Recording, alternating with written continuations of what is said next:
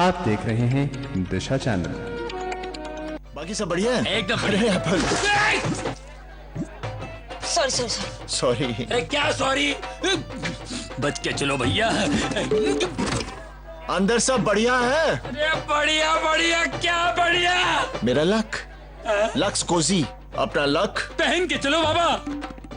अजंता खाने को बनाए रंगीन, खूबसूरत और आकर्षक। बेकिंग पाउडर और फूड कलर्स की दुनिया में 60 वर्षों का विश्वास। अजंता।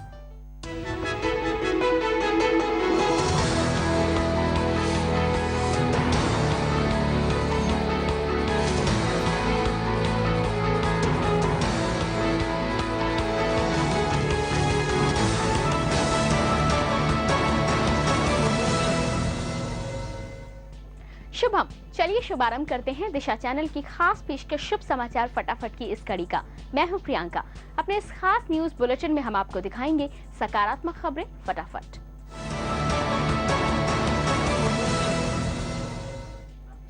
राज्य विकास सूचकांक यानी एसडीआई के मोर्चे पर 100 में से 65.15 अंकों के साथ दिल्ली, उत्तर और मध्य भारत के 10 राज्यों के बीच पहले पायदान पर है। इसकी वजह इंफ्रास्ट्रक्चर, रोजगार और आर्थिक तरक्की के मामले में प्रदेश का बेहतरीन प्रदर्शन है। राजस्थान, मध्य प्रदेश, हरियाणा, पंजाब, उत्तर प्रदेश, हिमाचल, उत्तराखंड, छत्तीसगढ़ और जम्मू कश्मीर में कराए गए पीएचडी चैम्बर ऑफ कॉमर्स के सर्वे में इसका खुलासा हुआ है। सर्वे के लिए बनाए गए मानकों में आर्थिक ग्रोथ, कारोबार करने में आने वाले खर्चे, राजकोषीय प्रदर्शन, कृषि की उत्पादकता, इंफ्रास्ट्रक्चर और बेरोजगारी को शामिल किया गया था। इस रिपोर्ट में हरियाणा और पंजाब को दूसरा और तीसरा स्थान मिला है। दिल्ली में बेरोजगारी की दर 0.8% रही, जबकि इसकी राष्ट्रीय औसत 9.4% है। इन 10 राज्यों में साक्षरता के मामले में भी दिल्ली 83.60% के साथ सबसे ऊपर रही। भारत में गरीबी रेखा से नीचे जीवन जीने वाले लोगों की संख्या में कमी आई है। योजना आयोग की मानव विकास रिपोर्ट 2011 के मुताबिक 1973 से 2005 के बीच भारत में रहने वाले बीपीएल परिवारों की संख्या में लगभग आधे से ज्यादा की गिरावट आई है।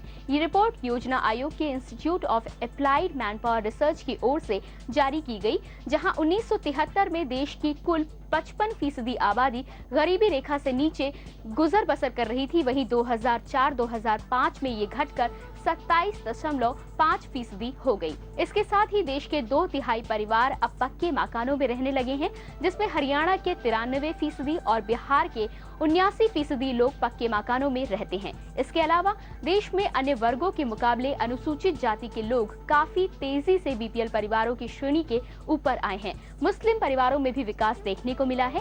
1993-94 में लगभग 43% मुस्लिम परिवार बीपीएल श्रेणी में थे, जबकि 2004-2005 में ये आंकड़ा घटकर 32% तक पहुंच गया है।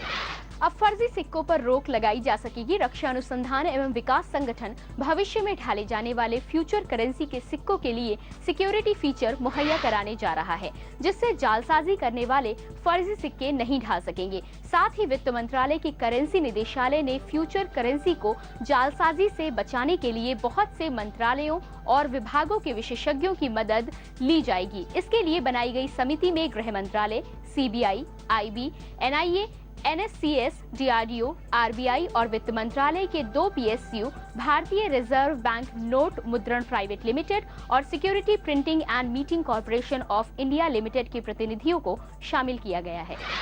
विज्ञान के क्षेत्र में बेहतरीन प्रदर्शन करने वाले भारतीय मूल के 3 अमेरिकियों को राष्ट्रपति बराक ओबामा ने देश के सर्वोच्च सम्मान से नवाजा है। व्हाइट हाउस में हुए एक समारोह के दौरान doctor Srinivas SR Vardhan, doctor Rakesh Agarwal और डॉक्टर बी जयंत बलिगा को ये सम्मान दिया गया। न्यूयॉर्क यूनिवर्सिटी के डॉक्टर वर्धन ने जनसंख्या गतिशीलता, वित्त, राजमार्ग योजना और प्रबंधन समेत यातायात इंजीनियरिंग के क्षेत्र में शोध किया है। पर्ड्यू यूनिवर्सिटी के डॉक्टर अग्रवाल ने तरल गैस उत्पादन के क्षेत्र में उपलब्धि हासिल की है। वहीं उत्तरी कैरोलिना स्टेट यूनिवर्सिटी के डॉक्टर बलिगा ने सेमीकंडक्टर उपकरणों की खोज की है। थाई वैज्ञानिकों ने विश्व की पहली डेंगू फीवर नियंत्रण वैक्सीन विकसित करने का दावा किया है। महिडाल यूनिवर्सिटी के डॉक्टर सुथी योगसरन और चियांग माई यूनिवर्सिटी के वैज्ञानिकों की टीम ने मिलकर 4 स्टीरियोटाइप के साथ लाइव एटेन्यूड वैक्सीन तैयार की है, जो डीएनए को प्रोटीन संरचना के साथ समाहित कर तैयार की गई है, जिसके कारण ये काफी प्रभावी है। गौरतलब है कि इस वैक्सीन का सफल परीक्षण किया जा चुका है। इतना ही नहीं, वैज्ञानिकों ने दावा किया है कि डेंगू बुखार को काबू करने में ये वैक्सीन दुनिया भर में कारगर साबित होगी। थाईलैंड की ministry of science and technology ने शोध को थाईलैंड में डेंगू के मामलों पर काबू पाने का सटीक उपाय बताया है। अब आप मोटापे को कम करके सिरदर्द की समस्या से निजात पा सकते हैं। फिलाडेल्फिया यूनिवर्सिटी के कॉलेज ऑफ मेडिसिन ने अपनी एक रिपोर्ट में इसका खुलासा किया है कि शरीर में बेरोक-टोक बढ़ती फैट मोटापा पैदा करती है और मोटापा सिर दर्द देता है। शोधकर्ताओं के मुताबिक मोटापे से पीड़ित महिलाओं में अक्सर भारी और स्थायी सिर दर्द और माइग्रेन जैसी शिकायत रहती है। शोध में ये भी सामने आया है कि 37% मोटी महिलाएं और 29% मोटे पुरुष पतले लोगों की अपेक्षा माइग्रेन के अधिक शिकार होते हैं। इसलिए मोटापे पर काबू पाकर सिर दर्द को दूर किया जा सकता है। दीपावली के त्योहार के मद्देनजर बाजारों में गजब की रौनक देखी जा सकती है। ऐसे में हर कोई दीपावली को मनाने के लिए कोई कोर कसर नहीं छोड़ना चाहता है। लोग जमकर खरीदारी कर रहे हैं। मिठाइयों की दुकानों पर लोगों का तांता लगा हुआ है। इसके साथ ही डिजाइनर मोमबत्तियों, मूर्तियों और पटाखों से सजी दुकानों पर भी लोगों की खासी भीड़ देखी जा सकती है। गौरतलब है कि भगवान राम के 14 बरस के वनवास से वापस अयोध्या लौटने पर दिया जलाकर घरों में खुशियां मनाने की परंपरा है। इसके साथ ही घरों में लक्ष्मी और गणेश भगवान की पूजा कर लोग आशीर्वाद प्राप्त करते हैं और प्रसाद स्वरूप मिठाइयां बांटते हैं। खगोल शास्त्रियों ने सौर मंडल से बाहर अंतरिक्ष का सबसे ठंडा तारा खोज निकाला है। इसे WG08066661 नाम दिया गया है। इसका द्रव्यमान बृहस्पति ग्रह से 6 से 9 गुना अधिक है। फिर भी यहाँ का न्यूनतम तापमान धरती के किसी खुशनुमा शहर की तरह है। इस ठंडे तारे की खोज करने वाले पैन स्टेट यूनिवर्सिटी के प्रोफेसर केविन लहुमन ने बताया कि ये एक बहुत छोटा तारा है। इसका वायुमंडल तापमान पृथ्वी जैसा ठंडा है।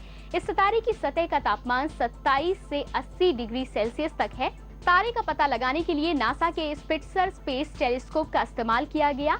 इससे इस तारे को 600 गुना स्कैन करके देखा गया। भूरे रंग का ये तारा धरती से 630 लाख प्रकाश वर्ष दूर है।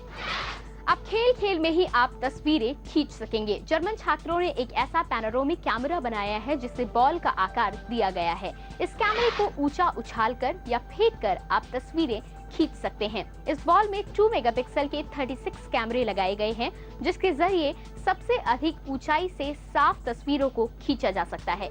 उछाले जाने के बाद जब बॉल सबसे अधिक ऊंचाई पर होता है तो कैमरा अपने आप पूरे क्षेत्र की गोलाकार तस्वीरें खींच लेता है, जिसे बाद में किसी भी सिस्टम से कनेक्ट कर देखा जा सकता है। ये कैमरा दिसंबर माह में सबसे पहले हांगकांग की एक प्रदर्शनी में प्रदर्शित किया जाएगा। YMCA संस्था ने शारीरिक और मानसिक रूप से विकलांग बच्चों के उत्थान के लिए दिल्ली के निजामुद्दीन में दिवाली मेले का आयोजन किया, जिसका मकसद इन बच्चों की गतिविधियों को दुनिया के सामने लाना और उनका उत्साह बढ़ाना है। इस मेले का उद्घाटन खेल मंत्री अजय माकन ने किया। मेले में dance, music, art and craft जैसी तमाम सांस्कृतिक गतिविधियों का आयोजन किया गया। इस मेले से होने वाली आय को इन विकलांग बच्चों की देखभाल में लगाया जाएगा।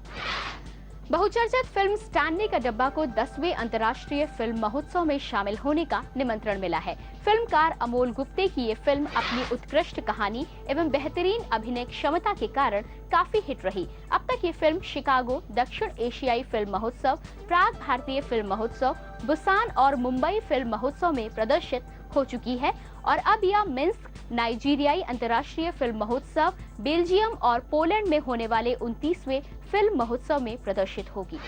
आज के लिए बस इतना ही। आप अपनी प्रतिक्रिया और सुझाव हमें SMS कर सकते हैं। आपको बस टाइप करना है अंग्रेजी में शुभ SHUBH स्पेस देकर अपना संदेश लिखना है और उसे भेज देना है 54242 पर। आप हमें news@dishatv.com पर मेल कर सकते हैं।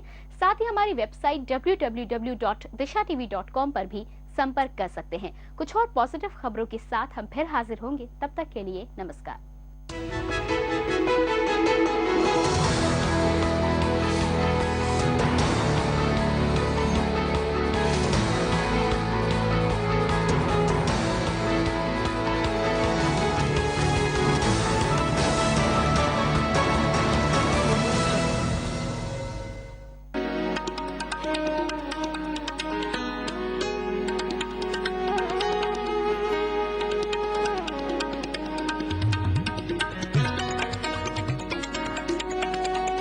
आप देख रहे हैं दिशा चैनल।